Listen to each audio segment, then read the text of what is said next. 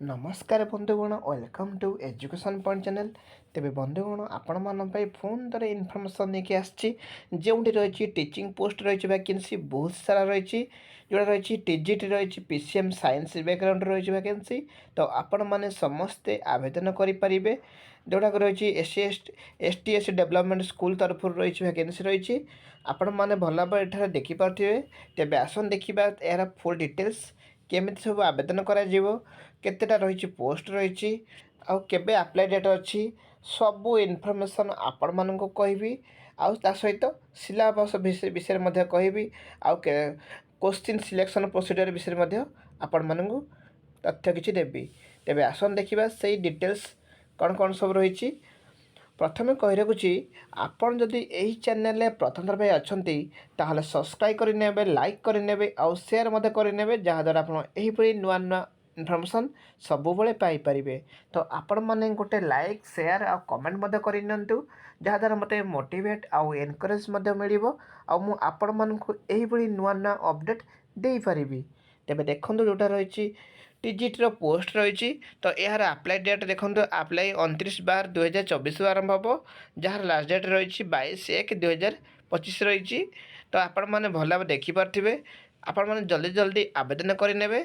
तेज आसन देखा जो यहाँ रही कौन कौन पोस्ट विषय आपण मानक कहबी जो recruitment 229 number of district cadre रही कैडर रही ग्रुप बी पोस्ट रही जोटा रही पीसीएम रही भलसे बुझी नियंतु।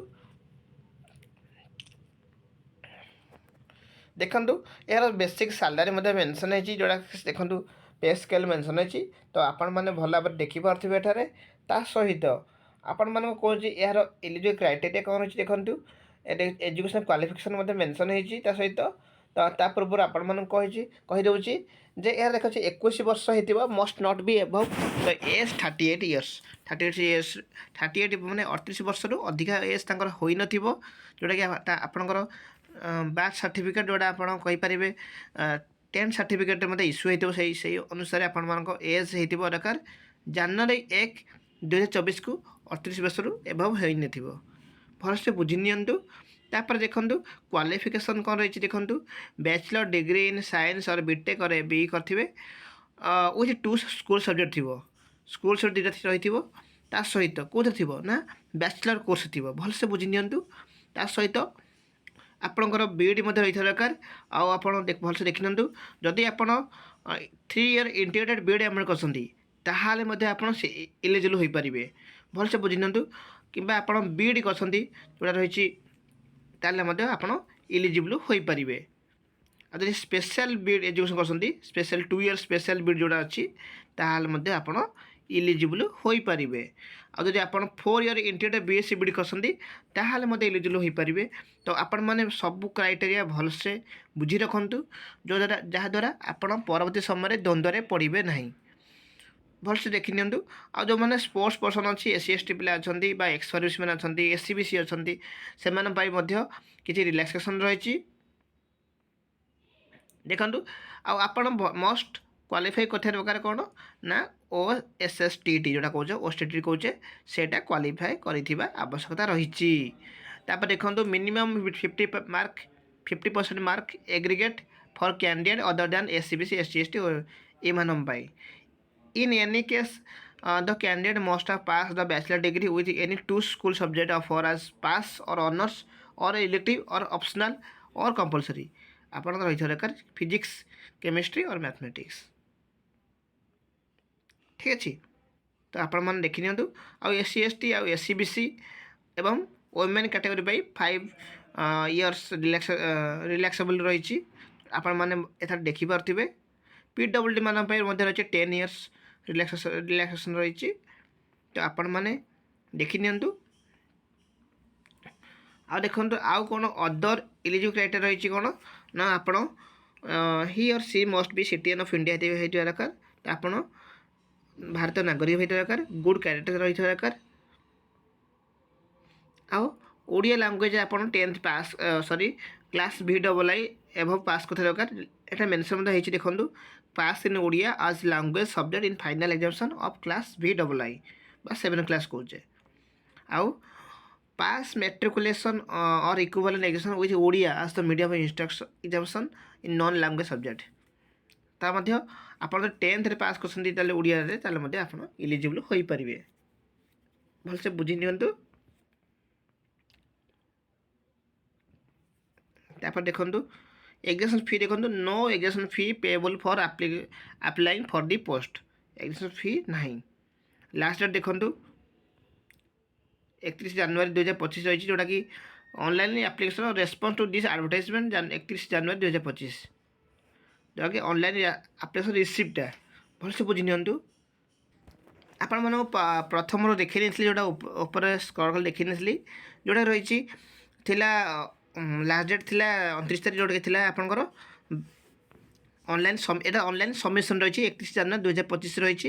ଭଲସେ ବୁଝି ନିଅନ୍ତୁ। ଦେଖନ୍ତୁ ପ୍ରଥମେ ଆପଣ ଅଫିସିଆଲ୍ ୱେବସାଇଟ୍ ଯିବେ। ଆପଣ ଭଲସେ ଦେଖି ନିଅନ୍ତୁ ଯେଉଁଟା ରହିଛି apply how do I register or re register or apply ସେଇଟା ରହିଛି ରେଜିଷ୍ଟ୍ରେସନ୍ କରିବା ପାଇଁ। ଆପଣ ଯଦି ରେଜିଷ୍ଟ୍ରେସନ୍ କରିନାହାନ୍ତି ତାହେଲେ ଆପଣ ରେଜିଷ୍ଟ୍ରେସନ୍ କରିନେବେ। ତାପରେ ରେଜିଷ୍ଟ୍ରେସନ୍ କଲାପରେ ଆପଣମାନେ ଦେଖିନିଅନ୍ତୁ ଯଦି ଆପଣ ନ୍ୟୁ ୟୁଜର୍ ତାହେଲେ ନ୍ୟୁ ୟୁଜର୍ ଆପଣ ଫ୍ରେଶ୍ ରେଜିଷ୍ଟ୍ରେସନ୍ କରିବେ। ତାପରେ ଆପଣଙ୍କର ଗୋଟେ ପାସୱାର୍ଡ଼ ଆଇଡ଼ି ପାସୱାର୍ଡ଼ ଆସିବ। ତାପରେ ଆପଣ ସବୁ ଡକୁମେଣ୍ଟ ଯାହା ସବୁ ଦରକାର ପଡ଼ିବ ସେ ଡକୁମେଣ୍ଟ ଅନୁସାରେ ଆପଣ ସବୁ ସବମିଟ୍ କରିବେ।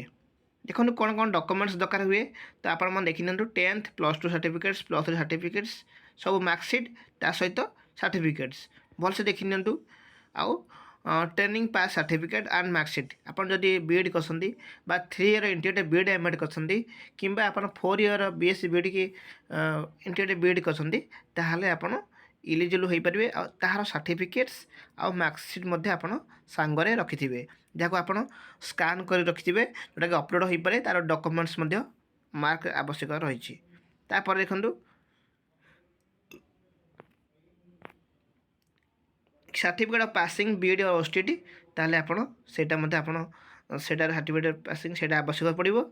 तापर आपनकर स्पोर्ट्स पर्सन जदि ताले ID card issue by the sports and youth service department of government of Odisha सेटा मध्ये आपण देबे। जदि आपण ex serviceman discharge certificate identity card and document in support of service render in defence services in case of ex serviceman ता सहित candidate claiming reservation आज SC ST SCBC जो मैंने एससी एसटी आउ एससीबीसी से सर्टिफिकेट्स कास्ट सर्टिफिकेट्स आवश्यकता रही। जो मैंने पीडब्ल्यूडी से सर्टिफिकेट्स से अप्लाई समय दे पारे। आउ resident certificate issue by the competent authority आउ रेसिडेंट सर्टिफिकेट समस्त देवे भलसे देखि नियंतु। देखो ऑफिशियल साइट वेबसाइट जोटा आपण मानक कही ये देखो ऑफिशियल वेबसाइट मेंशन है जोटा आप यूजर आईडी पासवर्ड मत पाइपर। आउ यार एग्जाम हम जोटा कि प्रथम हम प्रिलिमिनरी एग्जाम हम जोटा एमसीक्यू टाइप इन ओएमआरसीटी हम भलसे देखी नि 100 क्वेश्चन रो मार्क आउ 1/2 आवर पेपर 1 पेपर 2 सिलेबस आपण देखी नेबी।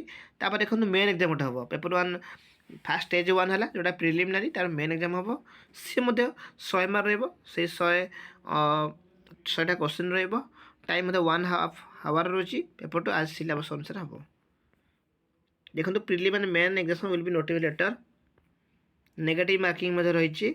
मिनिमम क्वालिफाइंग मार्क देखो main examination the exam minimum qualifying mark for SC/ST to PWD sports person category of candidate shall be 30% and minimum qualifying mark candidate for other than SC/SC for PWD ex-serviceman category shall be 35%। भलसे देखि नियंतु।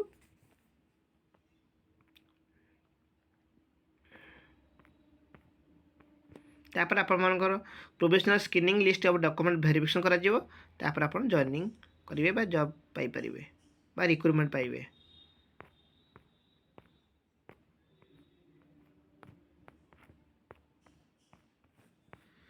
देखो vacancy केते कौन रही तो देखो आपण मानक प्रथम कही देखो कौ जिले केतटा वैकेंसी अच्छी आपण मानक कहीदे एठारे। तो देखो अनुगुल जिले में वैकेंसी रही सब कैटेगरी वाइज रही देखो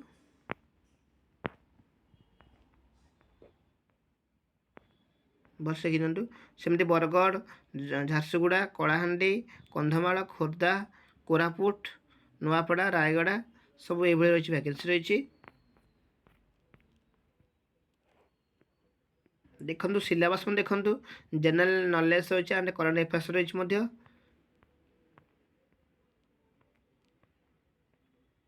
ଇଂଲିଶ ରହିଛି, ରିଜନିଂ ଆବିଲିଟି ରହିଛି, ଆରିଥମେଟିକ୍ ରହିଛି, ସେମିତି କମ୍ପ୍ୟୁଟର ଲିଟରେସି ରହିଛି। ତ ଦେଖନ୍ତୁ ସେକ୍ସନ ଭି ଦେଖନ୍ତୁ, pedagogy, educational management, policies and evaluation, TGT art, science, Hindi, Sanskrit ସମସ୍ତ ରହିଛି। ଦେଖନ୍ତୁ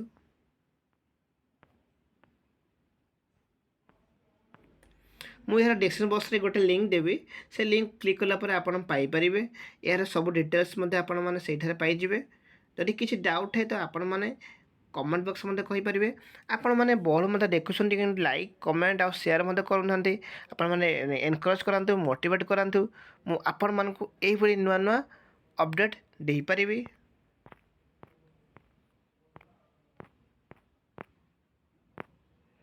ଟିଜି ସାଇନ୍ସ ଦେଖନ୍ତୁ, पेपर 2 ପାଇଁ, पेपर 1 ଗଲା, पेपर 2 ପାଇଁ ଦେଖନ୍ତୁ ମୋସନ୍ ଆସିବ, ଗ୍ରାଭିଟେସନ୍ ଆସିବ, ପ୍ରପର୍ଟିଜ୍ ଅଫ୍ ମ୍ୟାଟର ଆସିବ, ସାଉଣ୍ଡ ଅପଟିକ୍ସ ଆସିବ, ଏଇଭଳି ଆସିବ।